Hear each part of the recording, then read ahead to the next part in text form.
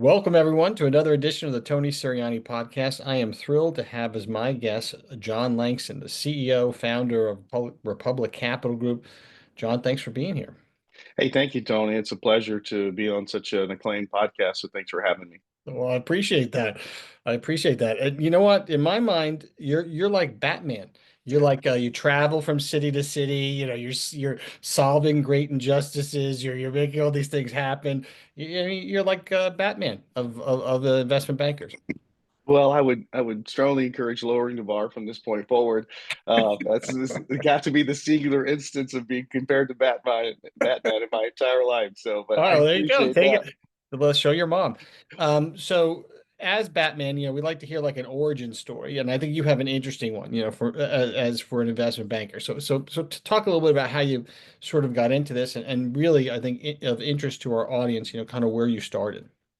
Yeah, look, my original career path was as a financial advisor. I came out of college and saw an opportunity in that, and I really loved working with clients. So my favorite story about this is, and we would do extensive, questionnaires and fact finders. I'm 22 years old. I'm meeting with this husband and wife, and I asked them, "Do you plan on having more children?" Right, obviously for the purposes of financial planning.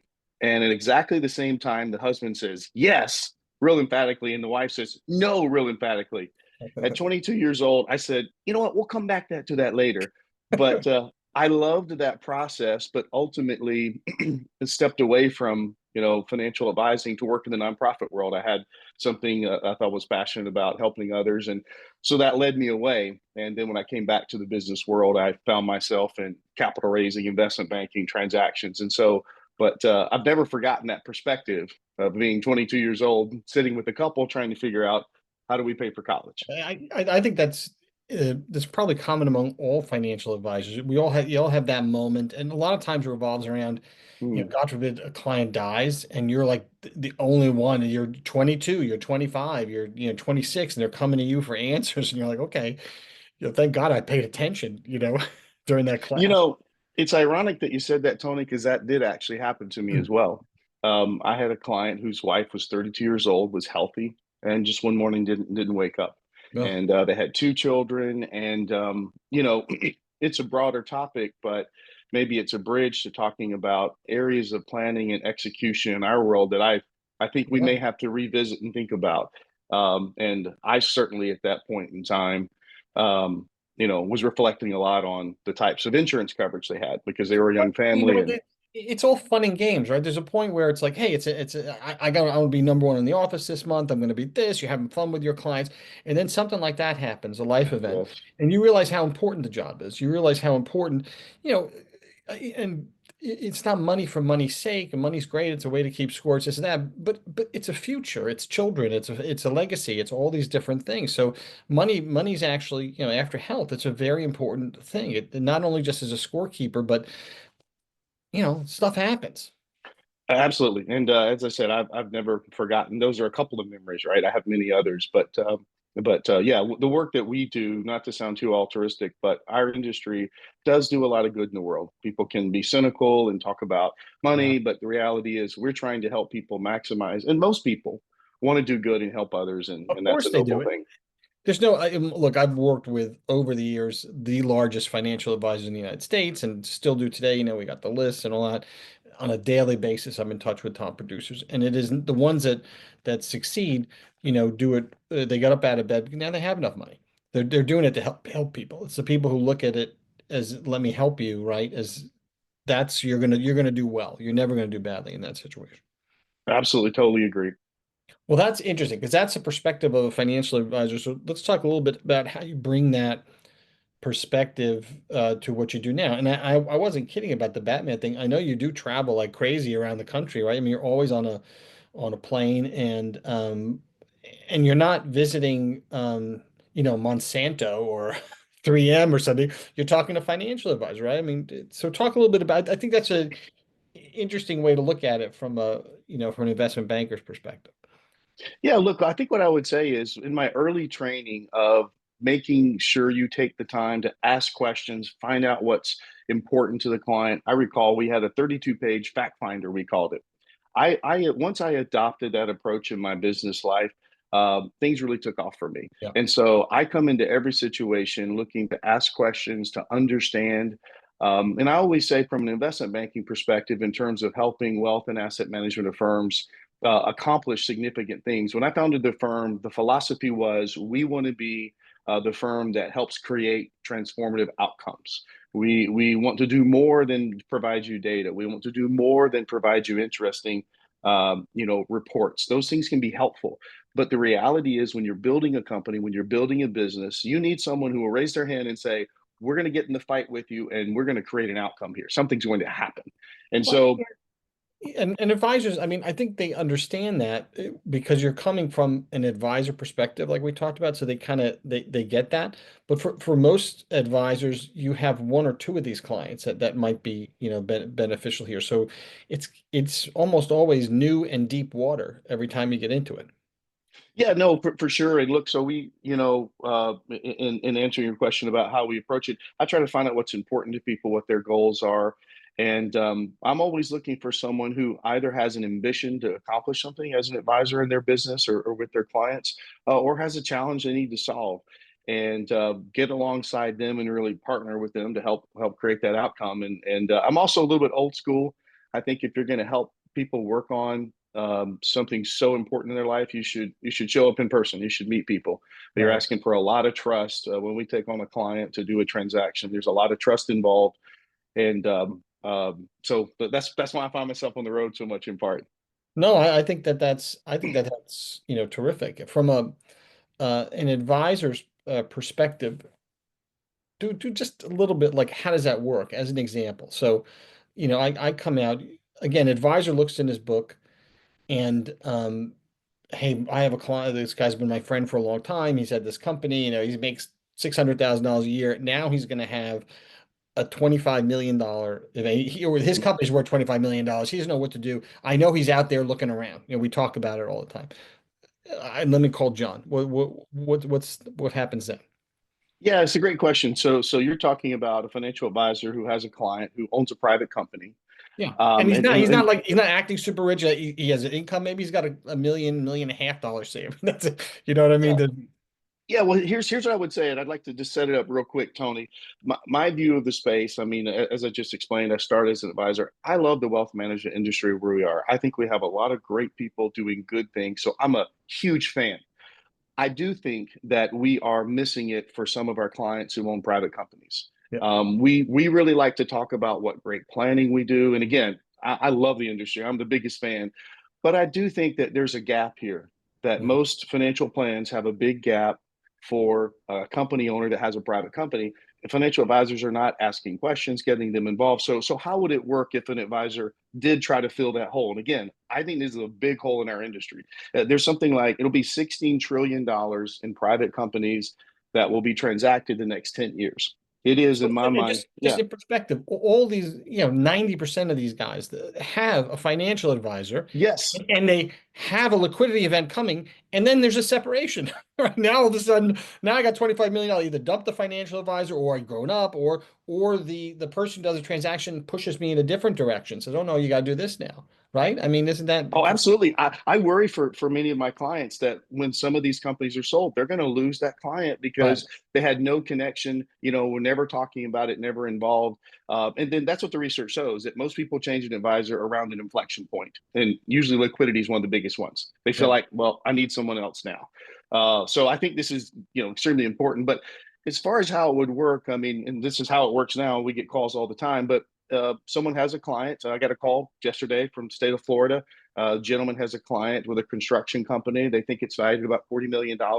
And the two older partners want to sell out and go on their way, and the two younger partners want to stay and build it.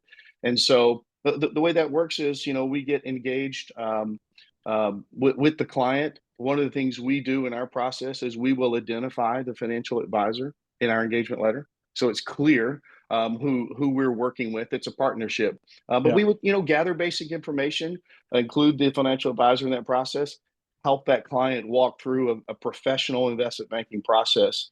The research, Tony, and the reason I get all excited about fill in this gap in the typical financial plan is that there are two major university studies that show if you hire an investment banker to transact your business, keyword investment banker, on Yeah. average, you'll make 24% more.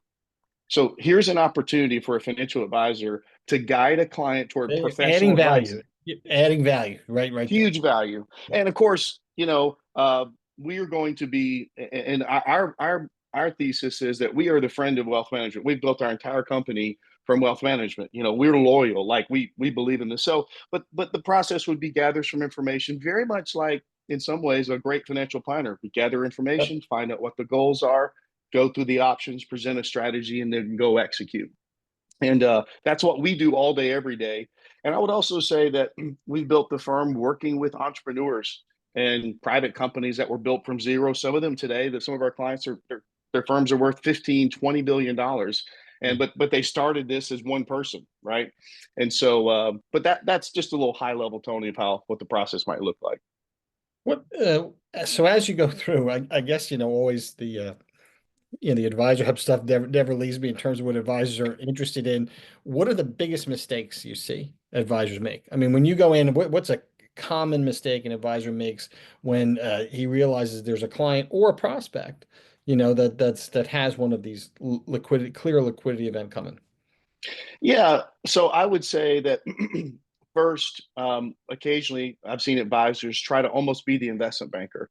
Yeah. And listen, I've started as a financial advisor. I've held a Series 7, 63, many of these licenses, in some cases for 10, 15 years. I'm certainly, conversant in financial services and all that.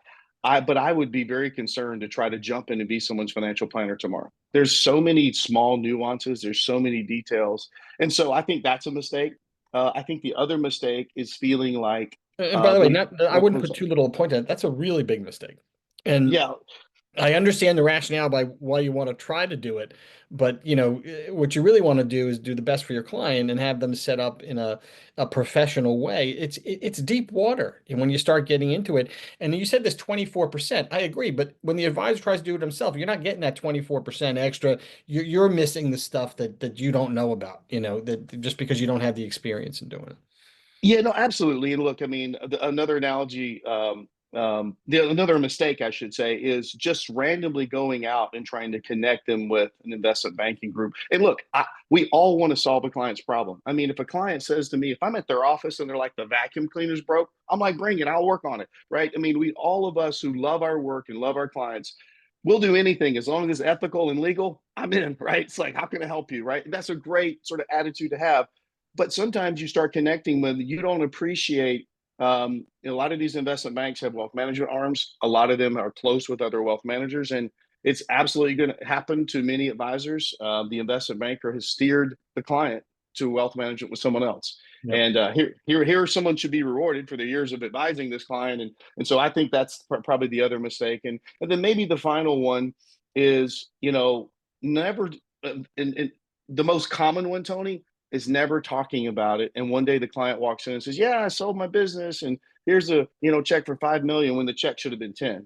Right. And just never engaging with the client about it. So Yeah, and I think advisors have it. You said there's a 32-page fact finder you used to use. A lot of advisors are doing that. The good ones are, they got it. absolutely. And there's just, maybe that's blank or it's just a little note, hey, owns ABC Cement Company, and just leave it at that without doing, there should be a list under there. How will I make it? And by the way, is an interesting point. What's the best time? I was gonna say intro to Langston. What's the best time for them to introduce a client to you? Look, I always say the earlier we connect with the company, the more good we can do for them, and you can never get back time. Right. So like, so someone introduced us today, and the client said, "Hey, look, I don't have any objective to do a transaction or bring in money or anything." We could say, "Hey, why don't we do just a high level valuation on the business, give you a sense of what we think kind of the more." By the way, huge for planning, right? Yeah. Um, I went through, a financial planning process a few years ago, and they asked me, "John, what do you think the company's worth?" Right? And I thought that was great. They had a few questions, but the reality is, most business owners, the truth is, I would say probably, in my experience, 70 to 75% underestimate the value of their business. And then the Hmm. rest are either close or way too high. And Yeah, so so, if you've got that 32 page thing and you've got president of ABC Cement over here, an advisor should say, I should call somebody to find out what this is worth, or ask him if he's like, oh, it's about this or about that. Then maybe let's figure this out. Wouldn't it be what's the harm in knowing? And it helps you plan properly. oh yeah, and you could just simply say to the client, listen, if it's ever helpful, I've got a relationship with an investment bank that will just help you give you a sense of the value. And we're culturally people who know us in the marketplace. We're not high pressure folks. I mean, we're motivated, we're excited, but we're Yeah, friendly, we're professional, and love to help that owner think about. But they're going to appreciate the fact that you're at least considering their business. So yeah, great. Um, let's talk a little bit about M&A landscape because believe it or not, we're getting close to time. So 25, my thought was it's going to be a big year. The animal spirits are being released, regulations are, a bit less. So oh, people have been waiting on the side. So my thought was, let's see what that first catch, sets the market at, and then the tunas are going to pile up on the dock, right? So it's true. So what do look, you I think? mean, yeah, some of the polls out there are saying, or as high as 84% of executives believe that M&A will go up dramatically Yeah. this year, and the animal spirits, all the things you talked about. So I think that impacts wealth management, M&A for sure. In one maybe surprising way, I think a lot of the capital groups out there in the private equity are going to have some new options, and I don't think it's going to wane interest in our world, but just there's going to be a little competition. I think the biggest trends for 2025 are parallel service offerings alongside wealth management. I always talk about the expansion of services. I can tell you firsthand, there's more coming this year. We just announced last year that we sold a significant CPA firm to Sirianni Partners, a very Yeah, large yeah. RA. Let's expand that a little bit because we didn't make it clear, I don't think, that you also work with RIAs, buying and selling RIAs and getting the proper valuation for an advisor on the business they've taken their lifetime to build, and maybe some guidance on where that goes. Yeah, no, absolutely. Our core business is serving the wealth management community. 22 and 23, to the best of our knowledge, we advised on, the most wealth management AUM transacted. And so that's our core business. Serving the underlying clients is just an extension of serving the wealth management firms. Look, I think there's going to be, as I said, we represent that CPA firm. There are going to be more transactions this year where you're going to see large wealth management firms buying CPA firms. It's going to absolutely happen. Yeah, It's just expanding I services. call I call that the advisor plus thing. It's tax, it's estate planning, it's family office services, things like that. It's all of it. People are going to want to expand. Yeah, That's going to keep happening. The other thing I would say is if you're a seller coming into this year, you have more competition than ever. All of the large acquirers, investor, they all tell me they have their largest pipelines ever. So make sure that you don't kind of have this, well, I'm selling, everybody in the world wants to buy me approach. I'm all for confidence, but you need to be prepared. And a big part of our work is helping a client present their strengths in the best way. And you'd be surprised how many times people don't really realize what they're best at yeah. or why the market's going to love them. So I think that's going to be key. And then look, I think it's going to continue to be very robust. But again, more activity. We're going to see more 2, 3, $4 billion type firms merge with other 2, 3, $4 billion firms. There's a lot of that going on. So those are some of the trends we're seeing. Well, that's great. I'm actually going to say that that's a high note, so we should end on a high note. Okay. So that's good. Look, we'll talk again, John. And I know we've talked a little bit about maybe you'll do some of your Batman video diary for us, sort of as we go around the country. I think that I'm going to might record be some today. great. I'm in the plane today. I'm going to record some. All right, cool, cool. Well, look, thank you for being here. Appreciate it, and My we'll. pleasure. Thank you, Tony.